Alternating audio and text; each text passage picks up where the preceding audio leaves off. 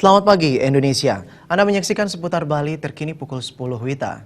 Menanggapi pernyataan Menteri Pendayagunaan Aparatur Negara dan Reformasi Birokrasi RI tentang rekrutmen CPNS pada tahun 2016, pemerintah Kabupaten Badung telah mengajukan anggaran untuk perekrutan CPNS pada tahun tersebut.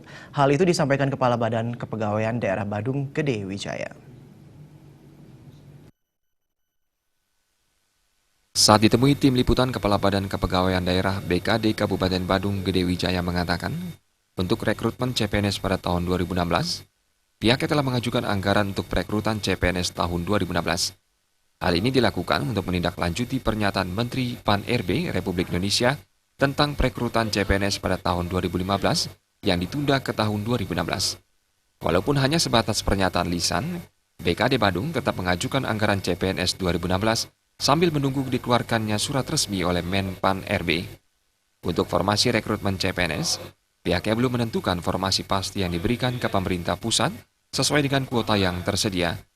Untuk penganggaran, sekarang pihaknya mengaku telah mengajukan sesuai dengan asumsi maksimal berdasarkan pengalaman rekrutmen CPNS pada tahun sebelumnya.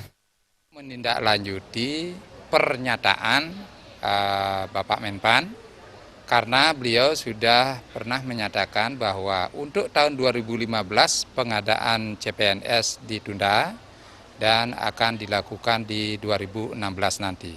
Walaupun memang pada prinsipnya kami akan berpedoman pada surat tertulis yang akan dikeluarkan oleh Menpan. Namun bicara saat ini, kami hanya berpedoman kepada pernyataan Pak Menpan dulu. Oleh karenanya pada tahun 2015 ini kami sudah ajukan penganggaran untuk perekrutan CPNS di tahun 2016. Ditambahkan, saat ini Badung masih sangat kekurangan pegawai negeri sipil, terutama tenaga pendidik khususnya guru sekolah dasar. Untuk mengatasi kondisi kekurangan tenaga pengajar terutama guru SD tersebut, selama ini, SKPD terkait telah merekrut pegawai kontrak. Darta dan Anggara Tanah, Bali TV. Pemirsa, demikian seputar Bali terkini kali ini. Nantikan informasi menarik kami dalam seputar Bali terkini 1 jam mendatang.